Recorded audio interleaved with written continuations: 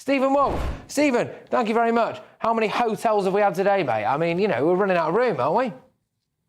We are, but Patrick, I want to give you some other numbers. Whenever those 360 people come in, every time you get 360, you're making £1.8 million for the people smugglers.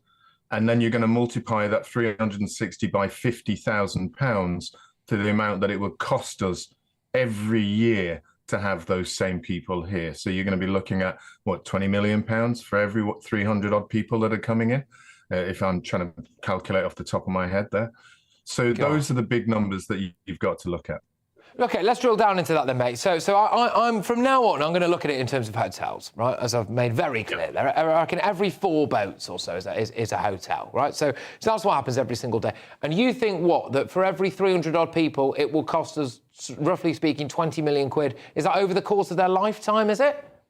No, just the next year. So if you're going down to 300, I did the calculation of 360. Every 300, £18 million.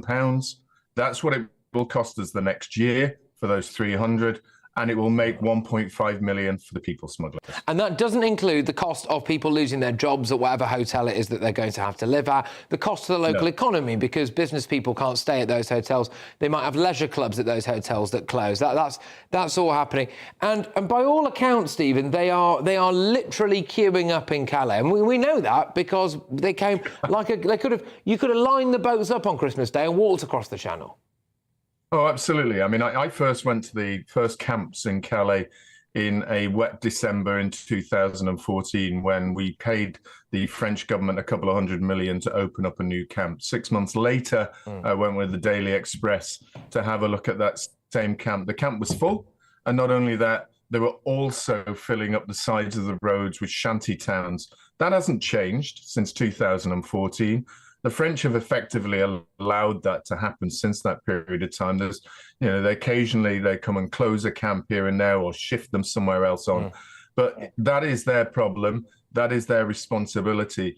But our responsibility is to give them a deterrence not to come. And we really never done that since 2014. And it's no surprise that we're getting so many come over on the Channel boats now. No, and let's just look at where this economy is. Again, we're going to be talking a little bit later on about this rumoured 800 million quid a year every single year for 99 years to Mauritius, plus billions of pounds in reparations. I would politely suggest reparations for what? Mauritius never owned the Chagos Islands. What are we paying them for? But alas, that's what happens when you have a human rights lawyer masquerading as a prime minister. And now here we are. Is this the same situation where we have a human rights lawyer masquerading as a prime minister, and because of his track record, he cannot do anything about what's coming across the channel? I don't think he's got the cultural ability to be able to do anything, Patrick. I mean, his mentality is always to be a barrister, first of all, that worked in a set of chambers that he helped establish, that was about keeping these people here under the guise of the European Courts of Human Rights and international law. So if you've got that, most of his friends that he's worked with all his life, his people who his pupil master, that's the guy that, the person that looked after him when he was training, all of those people are of the same mindset. And then he's in a Labour Party that find it culturally difficult to actually deal with the real problems that huge mass migration brings in terms of costs. And so what do you have? Rachel Reeves just taxing the hell out of us all. Everyone's going to have to suck it up, Stephen. At this rate, everyone's going to have to suck it up.